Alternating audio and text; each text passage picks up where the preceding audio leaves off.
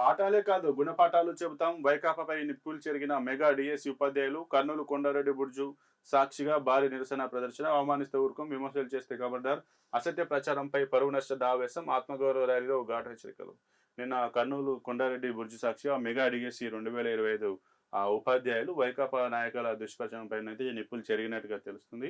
ఆహ్, ఈ అక్కడ కొండారెడ్డి బ్రిడ్జ్ వద్ద నిరసన ప్రదర్శన అయితే చేశారు. అవమానిస్తే ఊరుకోం, విమర్శలు చేస్తే ఖబర్దార్ అని హెచ్చరించినట్టుగా తెలుస్తుంది. అసత్యం ప్రచారాలు ఏవైతే చేశాయో వాటిపైన పరువు నష్టం దావా వేస్తామని చెప్తున్నట్టుగా వాళ్ళు చెప్పారు. నిన్ననైతే కర్నూలులో వైకాపా ఏవైతే దుష్ప్రచారాలు చేశాయో ఉపాధ్యాయులపైన, మెగా డీఎస్సీ ఉపాధ్యాయులపైన ఘాటుగా స్పందించినట్టుగా తెలుస్తుంది. ఆన్‌లైన్ బాటలో మరింత ముందుకు. రవాణా శాఖలో మరిన్ని సేవలు. వాహన ఫైనాన్స్ తొలగింపు. చిరునామా మార్పులకు ఆటోమేటిక్ అప్రూవల్. పన్ను చెల్లించిన వాహనాలను ఏఐ వ్యవస్థ గుర్తించి చర్యలు. ఏటీఎస్‌లపై ఫిర్యాదులకు అంబుడ్స్‌మ్యాన్. రైట్, ఇక ఆన్‌లైన్ బాటలో మరింత ముందుకు వెళ్తున్నట్టుగానైతే తెలుస్తుంది. ఈ రవాణా శాఖలో మరిన్ని సేవలు ఆన్‌లైన్‌లో అందుబాటులోకి అయితే రానున్నట్టుగానైతే తెలుస్తుంది. ఆ వాహన ఫైనాన్స్ తొలగించుకోవడం కానీ, అలాగే చిరునామా మార్పులకు కూడా ఆటోమేటిక్ అప్రూవల్ వచ్చేలాగా చేస్తున్నారు. ఎందుకంటే ఆర్‌టీఓ ఆఫీస్‌కి వెళ్లి పెద్ద ఎత్తున ఇదంతా చేసే బదులు ఇక్కడ నుంచి ఆన్‌లైన్‌లోనే మనం ఫైనాన్స్ ఏదైతే తీసుకుంటామో ఫైనాన్స్ హైపోథెటికేషన్‌ని రిమూవ్ చేసుకోవడానికి ఆన్‌లైన్‌లోనే వెంటనే అప్రూవల్ చేసుకునే విధంగా, అలాగే దాంతో పాటు అడ్రస్ చేంజెస్ ఏమైనా ఉన్నా వాటిని చేంజ్ చేసుకోవడానికి కూడా ఈజీగా ఆన్‌లైన్‌లోనే చెల్లించడానికి ముందుకు తీసుకొస్తున్నాం. అలాగే ఏవైతే వాహనాలకు సంబంధించి ట్యాక్స్ చెల్లించారో వాటిని కూడా ఆటోమేటిక్‌గా గుర్తించడానికి ఏఐ ఏఐ వ్యవస్థ తోటైతే చర్యలు తీసుకుంటున్నట్టుగా తెలుస్తుంది.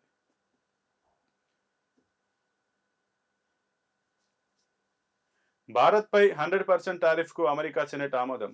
ఇక రష్యాను ఆ దేశం నుంచి పెట్రోలియం ఉత్పత్తులను కొంటున్న దేశాలను శిక్షించడానికి ఉద్దేశించిన బిల్లుకు అమెరికా సెనెట్ 86-11 ఓట్ల తేడాతో ఆమోదం తెలిపింది.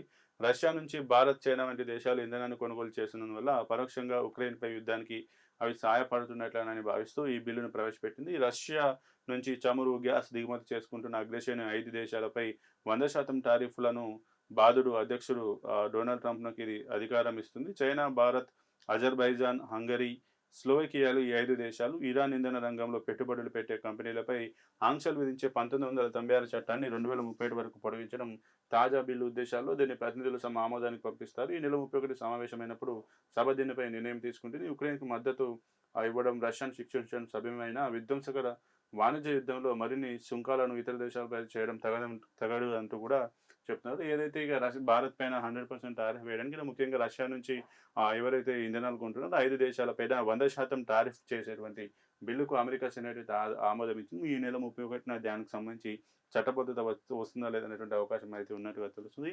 ఇది 86-11 తేడాతోటి ఆమోదం తెలిపినట్టుగానైతే తెలుస్తుంది. జంజీ ముసుగులో గంజాయి బ్యాచ్‌తో ఆందోళనలు. డీఎస్సీ అభ్యర్థుల ఆత్మగౌరవాన్ని గొడ్డలి పార్టీ దెబ్బతీస్తుంది. చట్టాన్ని అతిక్రమిస్తాం, ప్రజల్ని ఇబ్బంది పెడతామంటే కుదరదు. ముఖ్యమంత్రి చంద్రబాబు హెచ్చరిక. మెగా డీఎస్సీ 2025 పైన చేస్తున్న విష ప్రచారాన్ని ప్రజలు నమ్మట్లేదని, జంజీ ముసుగులో గంజాయి బ్యాచ్‌లు రౌడీ మూకలతో ఆందోళన చేస్తూ రాష్ట్రంలో అలజడులు సృష్టించేందుకు గొడ్డలి పార్టీ కుట్రలు చేస్తోందని సీఎం చంద్రబాబు నాయుడు అయితే చెప్పినట్టుగా తెలుస్తుంది. ఇక ప్రజాస్వామ్యబద్ధంగా నిరసన తెలపడంలో తప్పు లేదని, అంతేకాని చట్టాన్ని అతిక్రమిస్తాం, ప్రజల్ని ఇబ్బంది పెడతామంటే కుదరదని హెచ్చరించారు. అలాంటి వారిపై కఠిన చర్యలు తీసుకుంటామని హెచ్చరించారు. ఇక మెగా డీఎస్సీ 2025కి సంబంధించి ఉపాధ్యాయులు ఏదైతే నిరసన చేస్తున్నారో వారి దాంట్లో జంజీ ముసుగులో కొంతమంది గంజాయి బ్యాచ్ గొడ్డలి పార్టీకి అంటే వైసీపీకి సంబంధించిన వారు విద్వేషాలు, అల్లర్లు సృష్టించాలని చూస్తున్నారని, అలాంటి వారికి ఖచ్చితంగా బుద్ధి చెప్తామని, ప్రజాస్వామ్యంలో ఎవరైనా శాంతియుతంగా నిరసన తెలుపవచ్చని, దాన్ని స్వాగతిస్తామని, కానీ ఎటువంటి విద్వేషకరమైనటువంటి చర్యలు చేపడితే మాత్రం ఖచ్చితంగా శిక్షిస్తామంటూ కూడా ఆయన చెప్పినట్టుగా తెలుస్తుంది. రహదారులపై మృత్యుఘోష. రాష్ట్రంలో రోజుకు సాగుతున్న 50 ప్రమాదాలు, 22 మంది మృతి. 45.44% దుర్ఘటనలు. అతివేగంతోనే మృతుల్లో ద్విచక్ర వాహనదారులు 45.21%. జనవరి జూన్ మధ్య రోడ్డు ప్రమాదాలు లెక్కలివి. రైట్, ఇక రహదారులపైన రోజుకు 22 మంది చనిపోతున్నారని చెప్పి ఒక కథనం అయితే చూస్తున్నాం. ఒక రోజున 50 ప్రమాదాలు జరిగితే 22 మంది చనిపోతున్నారు. ఎక్కువగా టూ వీలర్స్‌లే సంబంధించిన వాళ్ళే 45% చనిపోతున్నారని చెప్పి కూడా చెప్తున్నారు. ఆ రెండో జీతం ప్రముఖుల ఇళ్లలో పని వాళ్లకు, ముఖ్య నేతలు, మంత్రులు, ఉన్నతాధికారులలో పనిచేసే వారికి ఇస్తారంటున్న ఉద్యోగ సంఘాలు, ప్రోటోకాల్ ఖర్చులకు వినియోగం, అందుకు నకిలీ ఉద్యోగుల పేర జీతాలు పెద్ద శాఖల్లోనే జరుగుతుంది. ఆర్థిక శాఖలో అందరికీ తెలుసన్న నాయకులు, ఆధార్ మ్యాపింగ్లో వెల్లడైన నకిలీ ఉద్యోగుల భాగవతం, ఉద్యోగి దొరికితే అతనిపై చర్య, ఉద్యోగి లేకపోతే సంబంధిత విభాగాధిపతి నుంచే డబ్బు రికవరీ.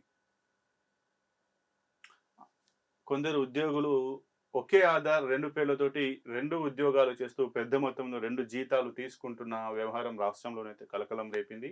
ఆ ఉద్యోగ వర్గాల్లో ఇది తీవ్ర చర్చనీయాంశంగానైతే మారింది. అయితే ఈ తరహా మోసాల గురించి ఆర్థిక శాఖకు తెలిసినా కూడా ఆ పాలనాపరమైన అవసరాల రీత్యా చూసి చూడనట్లు పోతుందని చెప్పి వాళ్ళైతే చెప్తున్నారు. ఉద్యోగ సంఘాల నాయకులు చెప్తున్నారు. మంత్రులు, కీలక ప్రజాప్రతినిధులు, ఉన్నత స్థాయి వ్యక్తులు, అధికారుల ఇళ్లలో పనిచేసే సిబ్బంది కోసం ఒకే వ్యక్తికి 2 జీతాలు ఇస్తూ, రెండో జీతం మీద మరో వ్యక్తిని అనధికారికంగా నియమించి పనులు చేయించుకుంటున్న అభిప్రాయాలున్నాయి. ఈ తరహా నియామకాలు పెద్ద శాఖల్లోనే జరుగుతున్నాయని, అక్కడ గుర్తుపట్టడం అంత సులువు కాదంటున్నారు. శుక్రవారం ప్రభుత్వం ప్రధాన కార్యదర్శి సంజయ్ జాజు ఇచ్చిన దాని ప్రకారం ఉద్యోగ సంఘాల నాయకులైతే ఈ రకమైనటువంటి ఆరోపణలైతే చేశారు. ఇంకా ఇది బయటపడ్డ నేపథ్యంలో వీళ్ళంతా ఉన్నది కూడా ఎక్కడ ముఖ్యమైనటువంటి నేతలు, అధికారులలోనే ఒకే వ్యక్తి పేరు మీద, ఒకే ఆధార్ పేరు మీద 2 జీతాలు తీసుకుంటూ ఒకటి ఆ ఉద్యోగికెళ్తుంటే, ఇంకొకటి మాత్రం అతని పేరు మీద వేరే ఒక ప్రైవేట్ వ్యక్తిని నియమించుకొని పని చేయించుకుంటున్నట్టుగా నాకు తెలుస్తుంది. ఇంకా ఈ డబ్బును ప్రోటోకాల్ ఖర్చులకు కూడా వినియోగించుకుంటున్నట్టుగా, అందుకు నకిలీ ఉద్యోగాల పేర జీతాలు తీసుకుంటున్నట్టుగానైతే తెలుస్తుంది.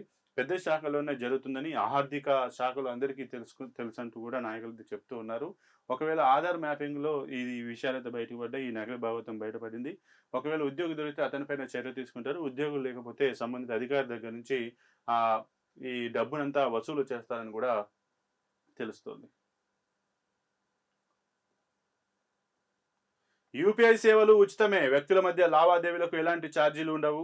ఎండీఆర్ ఛార్జీలు కొన్ని వ్యాపార లావాదేవీలకి కేంద్ర ప్రభుత్వం స్పష్టత. యూపీఐ లావాదేవీలపై ఛార్జీలు ఉండవు. ఫోన్‌పే. ఏవైతే యూపీఐ సేవల పోయిన డబ్బులు వసూలు చేస్తారని చెప్పి ఏదైతే సామాజిక మాధ్యమాల్లో వార్తలు వచ్చాయో దానిపైన కేంద్రం అలాగే ఫోన్‌పే కూడా స్పష్టత ఇచ్చినట్టుగానైతే తెలుస్తుంది. యూపీఐ సేవలన్నీ ఉచితమే. ఏదైతే పర్సన్ టు పర్సన్ ఏవైతే ట్రాన్సాక్షన్స్ జరుగుతూ ఉంటాయో అవన్నీ ఉచితమే. కానీ ఏవైతే బిజినెస్‌కి సంబంధించిన లావాదేవీలు ఉంటాయో వాటిపైన ఆహ్, ఎండీఆర్ ఛార్జీలు కొన్ని ఉంటాయని చెప్పి ఫోన్‌పే అయితే స్పష్టం చేసింది. కేంద్ర ప్రభుత్వం కూడా స్పష్టం ఇచ్చినట్టుగా తెలుస్తుంది. ఇక యూపీఐ లావాదేవీలపైన ఎటువంటి ఛార్జీలు ఉండవంటూ కూడా ఫోన్‌పే కూడా తన ప్రకటన అయితే చేసింది. అద్దెకు బాయ్ ఫ్రెండ్ అమ్మాయిలు జాగ్రత్త. గంట కాఫీ మీట్‌కు 499, 10 గంటల తోడుకు 4999. షాపింగ్, సినిమా, పెళ్లిలకు తోడుగా వచ్చేందుకు రెడీ. సోషల్ మీడియాలో ప్రకటనలు. అందమైన కుర్రాళ్ళు కాదు ఏఐ మాయ. సిపి సజ్జనార్ హెచ్చరిక. రైట్. ఇక అద్దెకు బాయ్ ఫ్రెండ్ అమ్మాయిలు జాగ్రత్త అంటూ కూడా ఒక ఏదైతే సోషల్ మీడియాలో ఇప్పుడు ఏఐ పేరుతోటి జరుగుతున్నటువంటి ఒక స్కామ్ గురించి సిపి సజ్జనార్ అయితే వెల్లడించారు.